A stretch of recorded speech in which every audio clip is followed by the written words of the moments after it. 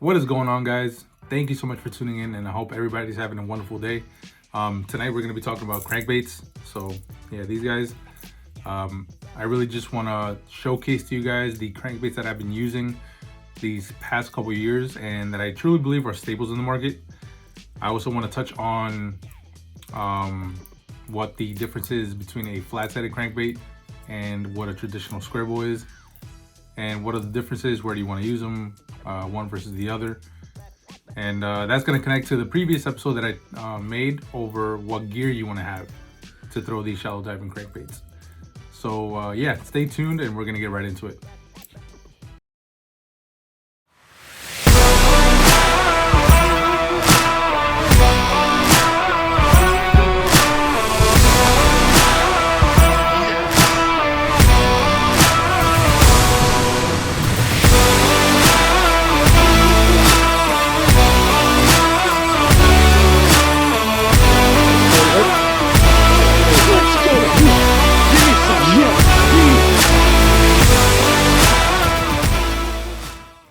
What is up, guys? So again, thank you for tuning in, and tonight we're going to be talking about those crankbaits.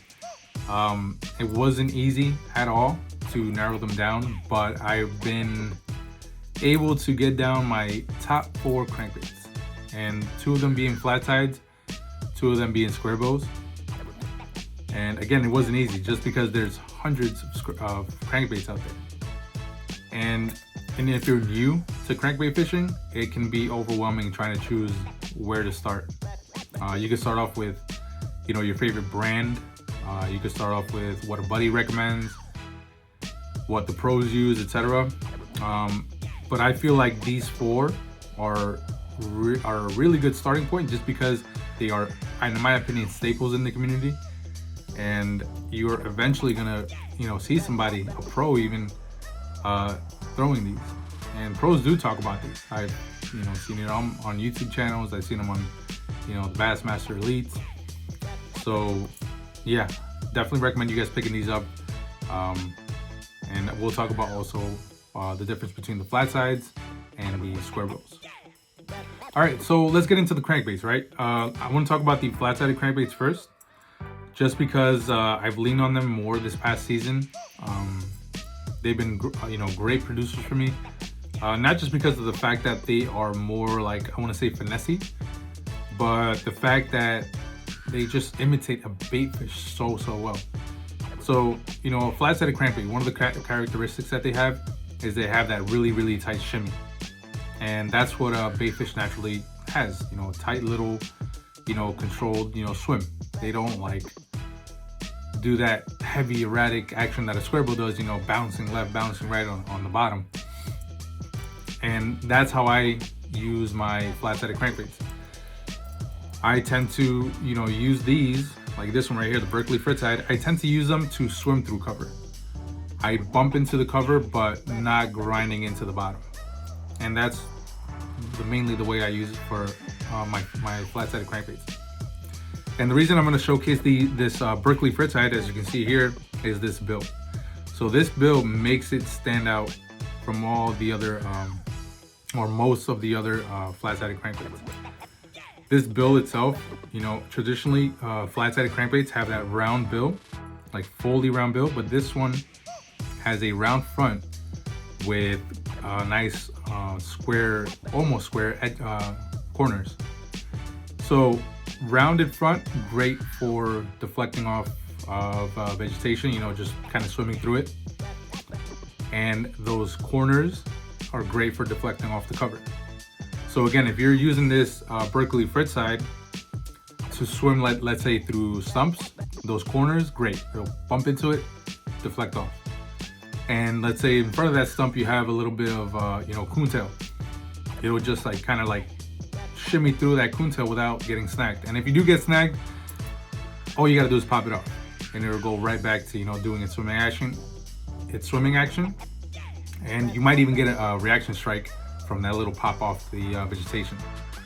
So again, one of my favorite crankbaits, if not my favorite crankbait on the flat side, just because of the colors that it has, the shape. Those fusion hooks are killer. And that bill, I'm telling you, that bill made all the difference when it came to swimming through cover. And then secondly, I want to highlight the Rapala DT. Again, these two you probably already heard of, but there's a reason you heard of them. They are great baits. But again, if you're new, these are two where you want to pick up. So the Rapala DT is a balsa crankbait, and it has that really nice bill that, in my opinion, covers the grinding down into the bottom. So if I wanted to dive down into the bottom like a square bill, I would use this Rapala DT just because of the length of that bill. So if you put the Berkeley frit side and the DT side by side, you can see how much longer that bill is. And so the longer the bill, and if I'm in the bottom, that bill is covering that treble hook, especially as it's grinding down, versus the frit side, as you can see here, has very little cover on the treble hook. So again, I would definitely recommend you guys pick this up if you're gonna swim through cover, this frit side, and if you're gonna grind into the bottom but pretending to be a bait fish, this DT. And the DT stands for dives 2. So the great thing about this DT is that you can get that 4-foot dive depth, you can get that 6-foot, 8-foot, 10-foot, etc. But when it comes to shallow diving crankbaiting, the DT6 is, in my opinion, again, a staple to have because it can cover a lot of water. So those two right there are going to be my recommendations when looking into flat-sided crankbaits: the Berkeley frit side and the Rapala DT. Highly recommend you guys pick those up. All right, guys. So I want to get into the square bills now that I recommend you guys to check out. I already covered the flat-sided crankbaits, which was that Rapala DT and then the Berkeley frit side.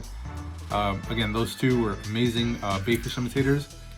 So the thing with square bills now is I want to highlight that when it comes to square bills, I 99% of the time want to imitate a crawfish. And the reason for that is just the simple fact that when you think of a crawfish, the crawfish is always going to spend its time on the bottom. It's going to be scurrying away. It's going to be just kind of popping off the bottom and darting left and right if it's in a panic.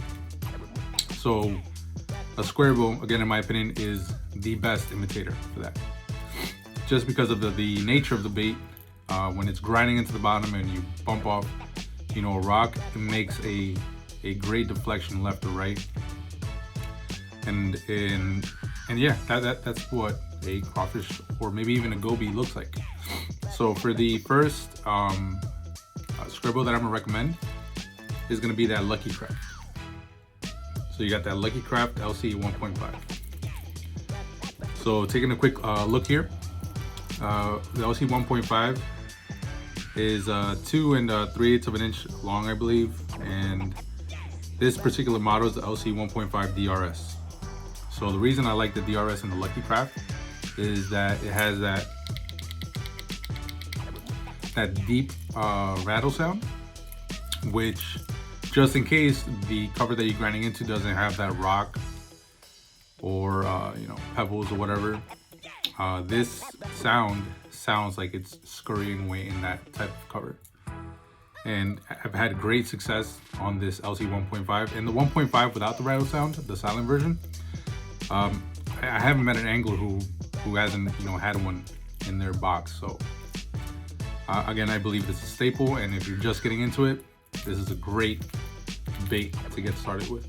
If it's the deep rattle sound or just the silent version, both are great. Great price point and great crawfish imitators. So this one I got right here is in a Delta Craw or something like that. I love this color.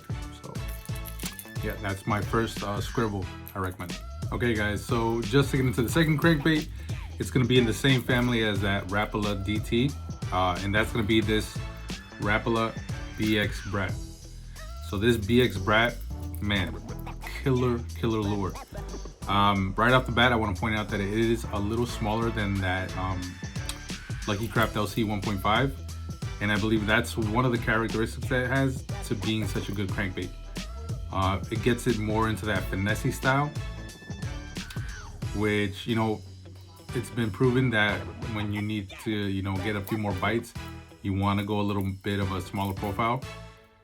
But what I like about it is that it doesn't change the fact that it's still a very strong square bill, where it has that crazy erratic darting action when you have it grinding down on the bottom. And Rapala has